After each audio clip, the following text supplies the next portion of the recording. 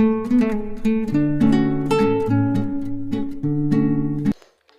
Guys, welcome back to my channel creative story में आपका स्वागत है।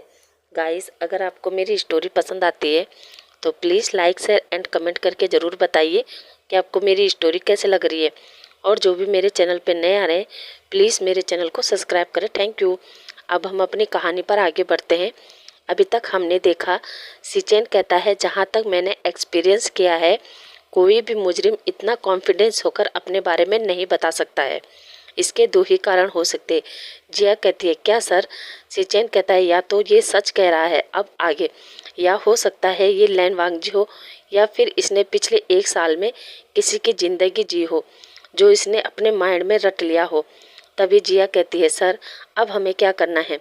सिचेन कहता है, पहले तो इसने जो जो कहा है उसे क्लेरिफिकेशन करो, और अगर ये सच में वांगजी हुआ तो इन्हें जाने दो, क्योंकि पुलिस का काम है गुनहगार को पकड़ना, ना कि बेकसूर को सजा देना। अब उसके साथ सख्ती से नहीं पेश आना बल्कि अक्ल से पेश आना है। तभी सिचेन के हाथ में जो वांगजी का फ़ोन था वो ऑन हो जाता है और उस पर कॉल आता है जिस पर डैड नाम शो हो रहा था। सिचेन कॉल उठाकर हेलो कहता है। सिचेन की आवाज़ सुनकर कुरेन समझ जाता है कि ये वांगजी नहीं है। वो कहता है, हेलो आप कौन? और ये नंबर तो मेरे बेटे वांगजी का है। आपके पास मेरे बेटे का फ़ोन कैसे आया? मेरा बेटा कहाँ है? मुझे उससे बात करनी है। तभी सिचेन कहता है, ओके मैं अभी बात करवाता हूँ। अब सिचेन वांगजी को फ़ोन दे देता है, जहाँ वांगजी अपने डैड से बात करता है और घबराते हुए कहता है, डैड प्लीज़ मुझे बचा लीजिए। यहाँ पुलिस वालों ने मुझे गिरफ्तार कर लिया है और मेरे से कह रहे हैं कि मैं ये मान लूँ कि मैं सीरियल किलर हूँ। कुरेन कहता है, क्या? फ़ोन दो उन्हें, मैं बात करता हूँ। वांगजी सिचेन की तरफ फ़ोन करके कहता है, सर मेरे डैड आपसे बात करना चाहते हैं। सिचेन फ़ोन लेकर हेलो कहता है। कुरेन सिचेन पर चिल्लाते हुए कहता है, आपकी हिम्मत कैसे हुई मेरे बच्चे को गिरफ्तार करने की? आप मेरे बेटे को एक सीरियल किलर समझ रहे हैं? मैं आपकी वर्दी उतरवा दूंगा, तब आपको पता चलेगा कि आपने किसके बेटे को हाथ लगाया है। और फ़ोन रख देता है। इधर कुरेन उस समय ऑफिस से घर जा रहा था। उसे ये सुनकर टेंशन होती है कि उसका बेटा वांगजी लॉकअप में है। कुरेन अपने ड्राइवर से गाड़ी रोकने को कहता है और गाड़ी से बाहर आकर सोचने लगता है कि अगर ई को पता चलेगा कि उसका बेटा लॉकअप में है तो वो ये सदमा बर्दाश्त नहीं कर पाएगी। इसलिए मुझे ये बात उससे छुपानी पड़ेगी। और फिर वो अपने फ्रेंड मिस्टर जिन गोंगसा को कॉल करता है और कहता है, मुझे तुम्हारी हेल्प चाहिए। और फिर गाड़ी में बैठकर अपने ड्राइवर से कहता है, गाड़ी जिन मैंसन पर ले चलो। ड्राइवर अपना सिर हाँ में हिलाता है और गाड़ी चलाने लगता है। इधर कुरेन ई को बता देता है कि उसे कुछ ज़रूरी काम है तो वो खाना खाकर सो जाए। ई कहती है, ओके। अब कुरेन अपने फ्रेंड जिन के पास पहुंच जाता है और उसे वांगजी के बारे में बता देता है। जिन गोंगसा कहता है, कुरेन हमें एक अच्छा लॉयर हायर करना चाहिए। कुरेन कहता है, पर हम यहाँ से कैसे एक अच्छा लॉयर हायर कर सकते हैं? जिन गोंगसा कहता है, तुम चिंता मत करो, मेरा एक फ्रेंड है जो चाइना में ही रहता है और बहुत अच्छा लॉयर है, मैं अभी उससे बात करता हूँ। अब जिन गोंगसा अपना फ़ोन उठाते हैं और एक नंबर डायल करते हैं। इधर चाइना में बीजिंग सिटी के एक ऑफिस में एक पर्सन का फ़ोन रिंग होता है। जब वो उस पर्सन पर जिन गोंगसा का नंबर देखता है तो वो तुरंत फ़ोन उठाकर, हेलो माय फ्रेंड, कैसे हो तुम? आज बहुत दिनों बाद याद किया। इधर से जिन गोंगसा कहता है, हाँ फेमियान, दरअसल मुझे तुमसे बहुत ज़रूरी काम है। जियान फेमियान कहता है, हाँ बताओ क्या बात है? जिन गोंगसा कहता है, फेमियान मेरा एक फ्रेंड है लैन कुरेन, उसका बेटा परसों ही चाइना आया है, मगर आज पता चला है कि उसे क्राइम ब्रांच वालों ने अरेस्ट किया है। तो मैं चाहता हूँ कि तुम पता करो कि आखिर क्या बात है और उसे वहाँ से छुड़वाओ। जियान फेमियान कहता है, ओके मैं देखता हूँ, और पर उससे पहले मुझे उसके बारे में सारी डिटेल और उसका नाम, एड्रेस, उसकी फ़ोटो सभी मेल करो। जिन गोंगसा कहता है, ठीक है, पर फेमियान उस बच्चे को आज के आज बाहर निकालना है, वो बहुत ही मासूम है। जियान फेमियान कहता है, ओके मैं पूरी कोशिश करूँगा कि तुम्हारे फ्रेंड का बेटा आज के आज बेल पर बाहर आ जाए। जिन गोंगसा थैंक यू कहता है और वो पर फ़ोन रख देता है। इधर जियान फेमियान अपने बेटे को बुलाता है और अपने बेटे से कहता है, बेटा तुम्हें ये केस सौंप रहा हूँ, पर तुम्हें किसी भी हालत में ये जीतना होगा। वो पर्सन कहता है, जी डैड आप चिंता मत करें, वैसे ये केस किसका है और कहाँ का है? जियान फेमियान कहता है, अमेरिका का। ये सुनकर वो कहता है, क्या अमेरिका? अमेरिका का केस चाइना में? जियान फेबियन कहता है हाँ, दरअसल जिसका ये केस है वो परसों ही चाइना आया है और उसे क्राइम ब्रांच वालों ने अरेस्ट किया है और उसके फादर चाहते हैं कि हम उसे किसी भी हालत में बाहर निकालें। जिस पर वो पर्सन कहता है ओके डैड, मैं देखता हूँ। तब तक मेल भी आ जाती है। जियान फेबियन वो मेल और वो डॉक्यूमेंट सब अपने बेटे के लैपटॉप पर सेंड कर देता है। अब वो जाने लगता है। तभी जियान फेबियन आवाज़ देता है जियान चेन। जियान चेन पीछे मुड़कर कहता है जी डैड। जियान फेबियन कहता है और हाँ, एक बात और, ये बात तुम विंग से शेयर मत करना। तुम्हें पता है ना उसका दिमाग कैसा है। जिस पर जियान चेन कहता है ओहो डैड, आप भी ना गगा को हमेशा गलत ही समझते हैं, जबकि आप जानते हैं गगा बहुत ही इंटेलिजेंट है। हाँ, मैं जानता हूँ कि उनके हाथ में अगर कोई केस चला जाए तो वो उसको कोर्ट के बाहर और कोर्ट के अंदर दोनों जगह सेटल करते हैं। जियान फेबियन कहता है मैं जानता हूँ वो इंटेलिजेंट है, ब्रेव है, मगर हमें हर काम कानून के दायरे में ही रहकर करना चाहिए, ना कि कानून से बाहर। इसलिए मैंने ये केस तुम्हें सौंपा है, इसलिए इसे अच्छे से रेडी करो और हाँ, मुझे इसकी अपडेट दो, ओके। जियान चेन ओके कहकर चला जाता है। अब जियान चेन अपने ऑफिस में आता है जहाँ न्यू हुसैन जियान चेन से कहता है क्या नया केस आया है। जियान चेन कहता है तुम्हें कैसे पता। न्यू हुसैन कहता है क्योंकि तुम्हारे फेस पर टेंशन साफ दिख रही है। जियान चेन कहता है अच्छा चलो, वैसे न्यू हुसैन मुझे बताओ ये विंग कहाँ है। न्यू हुसैन कहता है क्यों, क्या करना है, क्या ये केस भी तुम विंग से ही कोर्ट के बाहर सेटल करवाना चाहते हो। जियान चेन कहता है नहीं नहीं, डैड ने खास तौर पर कहा है कि उससे इससे दूर रखो। न्यू हुसैन कहता है वैसा आज किसका केस आया है। जियान चेन कहता है मुझे नहीं पता, देखने वाला हूँ। अब जियान चेन अपना लैपटॉप खोलता है। न्यू हुसैन भी जियान चेन के लैपटॉप पर देखने लगता है। जैसे ही वांग जी की तस्वीर लैपटॉप के स्क्रीन पर आती है तभी विंग उस कैबिन में आ जाता है जिसे बहुत सारी खरोंचें लगी हुई थी। न्यू हुसैन ये देखकर विंग से कहता है विंग ये क्या हुआ। विंग कहता है कुछ नहीं, वो गुंडे कब से ग्रैंडमा को परेशान कर रहे थे तो थोड़ा सा उन्हें सबक सिखाया।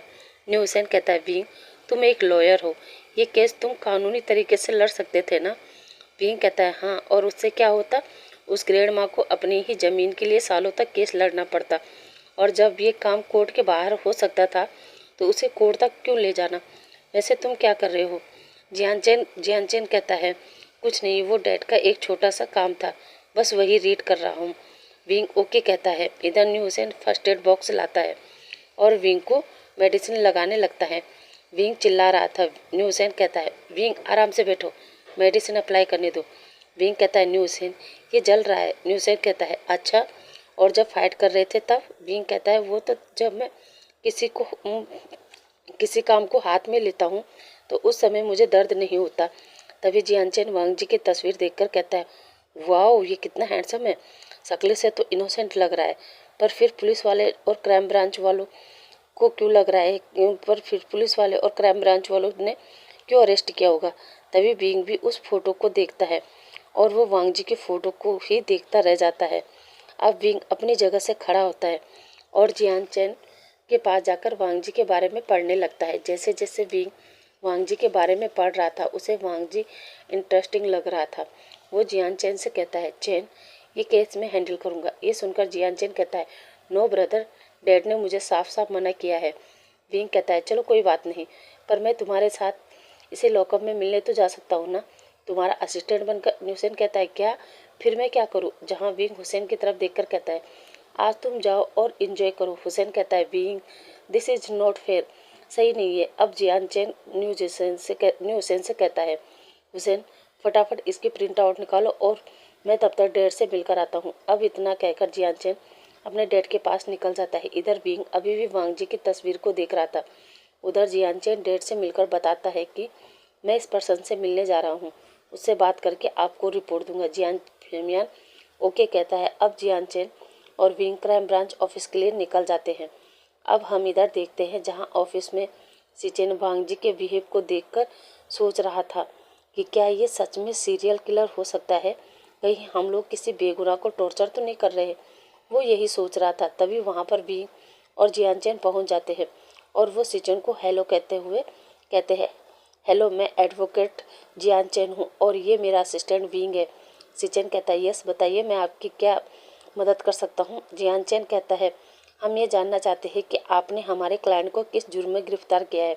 सिचेन कहता है वो आपके क्लाइंट है और आपको यही नहीं पता कि हमने उसे किस जुर्म में गिरफ्तार किया है। सिचेन कहता है शायद आप जानते नहीं, आपका क्लाइंट एक सीरियल किलर है जिसने 1 साल पहले यहाँ काफ़ी सारी ओमेगा गर्ल का रेप किया है और उन्हें मार डाला है। तभी विंग कहता है ये आप कैसे कह सकते हैं कि हमारा क्लाइंट एक सीरियल किलर है? आपके पास कोई सबूत है? जिस पर सिचेन उन फोटो को दिखाते हुए कहता है ये वो लड़कियां हैं जिन्हें आपके क्लाइंट ने मारा है और ये उसकी तस्वीर जो क्लियर नहीं है थी और उसमें केवल वांग जी उस लड़की से हैंडशेक कर रहा था। ये देखकर विंग कहता है मिस्टर सिचेन, आपने एक फ़ोटो के बेस पर हमारे क्लाइंट को गिरफ्तार किया है। मैं मानता हूँ हो सकता है कि मेरा क्लाइंट इस गर्ल को जानता हो, मगर उससे ये जाहिर तो नहीं होता ना कि मेरे क्लाइंट ने इन सबको मारा हो सकता है ना ये काम किसी और का हो जो मेरे क्लाइंट को फंसाना चाहता हो। वैसे भी मेरा क्लाइंट फर्स्ट टाइम चाइना आया है और मैं ये प्रूव कर सकता हूँ। अब जियान चेन वह सारी फाइल दिखाता है और कहता है ये देखिए मेरा क्लाइंट एकदम निर्दोष है, बेगुनाह है, इसलिए आप उसे लॉकअप में नहीं रख सकते। तभी पीछे से जियान चेन भी आता है और वो सिचेन को बेल के पेपर देता है और कहता है अब तो हम अपने क्लाइंट को ले जा सकते हैं ना। जहाँ सिचेन पेपर चेक करता है और फिर जिया से कहता है उसे ले आओ। सिचेन जियान चेन से कहता है मिस्टर जियान, आप तो कानून के बारे में अच्छे से जानते हैं। जियान चेन कहता है क्या मतलब? सिचेन कहता है मेरा मतलब जब तक ये केस सोल्व नहीं होता आपका क्लाइंट इस सिटी से बाहर नहीं जा सकता। जियान चेन कहता है ओके मैं जानता हूँ, आपको जब भी मेरे क्लाइंट से मिलना हो आप हमें कॉल कर सकते हैं। इतना कहकर जब विंग और जियान चेन वांग जी को देखते हैं तो वो अनकॉन्शियस होता है और वो उस बेहोशी की हालत में यही कह रहा था I am not serial killer, और ऐसा कहते कहते वो विंग की बाहों में बेहोश हो जाता है। ये देखकर विंग चैन से कहता है चैन जल्दी चलो, हमें इसे हॉस्पिटल ले जाना होगा। इतना कहकर चैन और विंग उसे हॉस्पिटल ले जाते हैं। हॉस्पिटल पहुंचकर डॉक्टर वांग जी का इलाज शुरू कर देते हैं। वो विंग और चैन को बताता है कि इन्हें खाना न मिलने से वो बेहोश हो गए हैं। हमने इंजेक्शन दे दिया है, कुछ ही देर में उन्हें होश आ जाएगा, उसके बाद आप उन्हें घर ले जा सकते हैं। विंग और चैन डॉक्टर का थैंक यू कहता है और अब विंग और चैन वांग जी को होश में आने का इंतजार करने लगते हैं। अब करीब 1 घंटे बाद वांग जी को होश आता है और वो सामने विंग और चैन को देखकर घबराने लगता है और उनसे कहता है मैंने किसी को नहीं मारा, मैंने किसी को नहीं मारा, और वो चिल्लाने लगता है। ये देखकर चैन डॉक्टर को बुलाता है। डॉक्टर वांग जी के पास आता है और उसे फिर से एक इंजेक्शन देता है और विंग से कहता है शायद इन्हें किसी बात का सदमा लग गया है, मैंने इन्हें इंजेक्शन दे दिया है, आप चाहे तो इन्हें घर ले जा सकते हैं पर इन्हें कुछ दिन खुश रखना होगा। विंग ओके कहता है। अब विंग और जियान चैन उसे अपने मेंशन में लाते हैं और फिर उसे आराम से गेस्ट रूम में सुलाकर वो दोनों भी अपने अपने रूम में चले जाते हैं। अब वो दोनों फ्रेश होते हैं और फिर जियान चैन तो उसकी फाइल पढ़ने लगता है, मगर विंग सोच रहा था इतना इनोसेंट पर्सन सीरियल किलर कैसे हो सकता है, ये कैसे पॉसिबल हो सकता है। मगर उस इंस्पेक्टर ने वांग जी की जो तस्वीर दिखाई है उस पर यही पर्सन था, ये कैसे हो सकता है, मुझे अपने तरीके से पता करना होगा। इधर तब तक जियान फिमियान भी मेंशन में पहुंच जाते हैं। वो भी फ्रेश होकर नीचे हॉल में आते हैं और सर्वेंट से पूछते हैं जियान चैन आ गया? सर्वेंट जी कहता है। जियान फेमियान पूछते हैं और विंग सर्वेंट कहता है जी दोनों आ गए हैं। जियान फेमियान कहता है ओके उन दोनों को बुलाओ। सर्वेंट हमें सिर हिलाकर दोनों के पास जाता है और उनसे कहता है मास्टर आप दोनों को सर ने नीचे बुलाया है। अब दोनों नीचे जाते हैं और अपने डैड से कहते हैं क्या हुआ? जियान चैन कहता है डैड मैं उन्हें बेल पर बाहर तो ले आया, मगर मुझे नहीं लगता कि ये केस इतना आसान होगा। जियान चैन कहता है डैड क्योंकि उस पर्सन पर सीरियल किलर होने का चार्ज लगा है। जियान फेमियान कहता है क्या? पर मेरा फ्रेंड तो कह रहा था वो फर्स्ट टाइम चाइना आया है, फिर ये कैसे हो सकता है? जिस पर विंग कहता है डैड मुझे लग रहा है ये बहुत बड़ी साजिश है जिसमें वो बेचारा फंस गया। तभी जियान फेमियान कहता है तुम उसे बेचारा कैसे कह सकते हो, क्या तुम मिले हो उससे? तब तक चैन कहता है जी डैड, वो जब मैंने उसकी बेल करवाई थी तो मुझे पता चला वो बहुत ज़्यादा इंजर्ड है, तो मैंने हेल्प के लिए विंग को बुलाया था और फिर हम उसे हॉस्पिटल ले गए, उसका चेकअप करवाया और फिर उसे यहाँ ले आए। ये सुनकर जियान फेमियान कहता है क्या तुम वांग जी को घर लेके आए हो? जियान चैन कहता है हाँ डैड, क्योंकि मुझे लगता है लॉकअप में उसे कुछ ज़्यादा ही टॉर्चर किया गया है, वो अभी सदमे में है, इसलिए हमें उसे घर लाना पड़ा। जियान फेमियान कहते हैं ओके, पर तुम ये बात अपनी मॉम को मत बताना कि उसे लॉकअप से बेल करवाकर हम अपने घर ले आए हैं। वरना तुम्हें पता है ना तुम्हारी मॉम हम तीनों पर चिल्लाएगी। जियान चैन कहता है जी डैड। वैसे डैड मॉम बिजनेस ट्रिप से कब आ रही है? अब मुझे मॉम की याद आ रही है। जियान फेमियान कहता है आज मुझे कॉल आया था, वो 2-3 दिन में आ जाएगी। अब वो तीनों डिनर करते हैं। उसके बाद जियान फेमियान वांग जी के रूम में जाता है, उसे देखता है और फिर सर्वेंट से कहता है इसका अच्छे से ध्यान रखना। अब जियान फेमियान अपने रूम में आते हैं और फिर वो अपने फ्रेंड मिस्टर जिन गोंगसा को कॉल लगाते हैं। जिन गोंगसा कॉल देकर अपना फ़ोन उठाता है और बताता है कि हमने वांग जी को बेल पर बाहर निकाल दिया है, मगर जब तक वो बेगुनाह साबित न हो जाए तब तक वो इस सिटी से बाहर नहीं जा सकता। जिन गोंगसा जियान फेमियान को थैंक यू कहता है और कहता है मैं ये मैसेज उसके डैड को दे देता हूँ, और फ़ोन रख देता है। इधर जिन गोंगसा कुरेन को कॉल करके बता देता है कि अभी के लिए तो वांग जी बाहर आ गया है, मगर जब तक ये केस सॉल्व नहीं होता वांग जी उस सिटी से कहीं नहीं जा सकता। कुरेन कहता है कोई नहीं, मैं अब खुद ही चाइना शिफ्ट हो जाता हूँ। इतना कहकर वो जिन गोंगसा से रिक्वेस्ट करता है कि अपने फ्रेंड जियान फेमियान से बात करके 1-2 हफ्ते के लिए वांग जी को अपने पास ही रखने को कह दे। मैं जल्द से जल्द चाइना शिफ्ट होकर फिर अपने बच्चे का ख्याल रखूँगा। जिन गोंगसा मान जाता है और वो कुरेन से कहता है ठीक है, मैं जियान फेमियान से बात कर लूँगा। इतना कहकर वो फ़ोन रख देता है। इधर लेनी जब कुरेन के मुंह से सुनती है कि कुरेन चाइना शिफ्ट होने की बात कर रहा है, वो कुरेन से कहती है कुरेन क्या हुआ, तुम कल से परेशान लग रहे हो, सब ठीक है ना? और ये तुम क्या कह रहे हो, चाइना शिफ्ट होना है? पर क्यों? यहाँ भी तो हमारा बिजनेस अच्छा चल रहा है ना, फिर क्यों, आखिर क्या बात है? कुरेन लेनी को बताता है।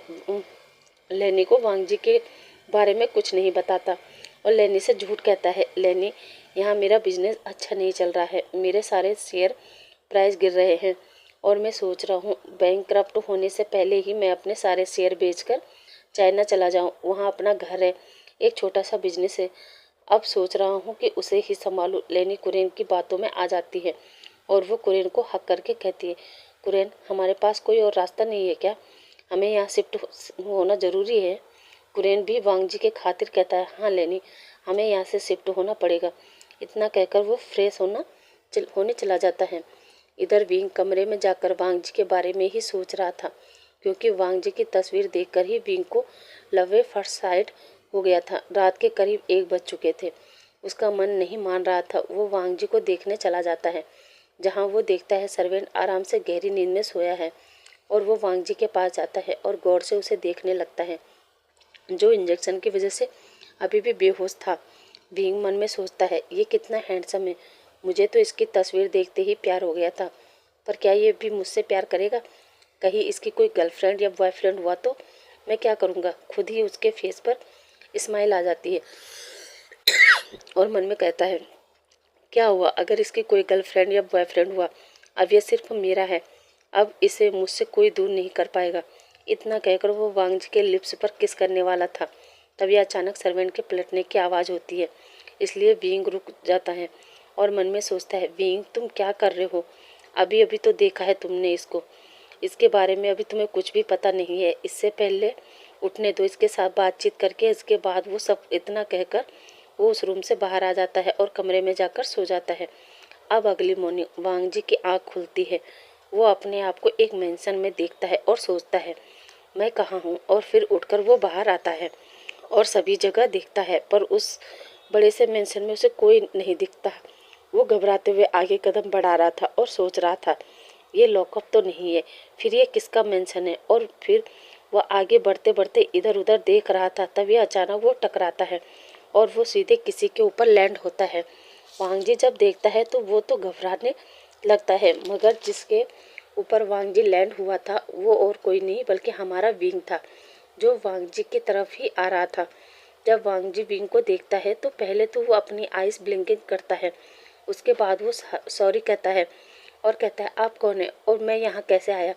विंग जो पहले तो वांग जी को देख रहा था और फिर कहता है क्या आप मेरे ऊपर ही लेटकर सारा सवाल पूछने वाले हैं? जब वांग जी को एहसास होता है तो वो फटाफट उठता है और साइड में खड़ा हो जाता है। विंग सोच रहा था कि वांग जी उसे अपना हाथ देगा, मगर वांग जी उसे नहीं उठाता। विंग फिर खड़ा होता है और मन में सोचता है ये अल्फा कितना शाय फील करता है, और फिर विंग खड़े होकर वांग जी से कहता है क्या तुम ठीक हो? वांग जी हाँ में सिर हिलाता है विंग दोबारा वांग जी से पूछता है, क्या तुम्हें पेन हो रहा है? वांग जी ना में सिर हिलाता है।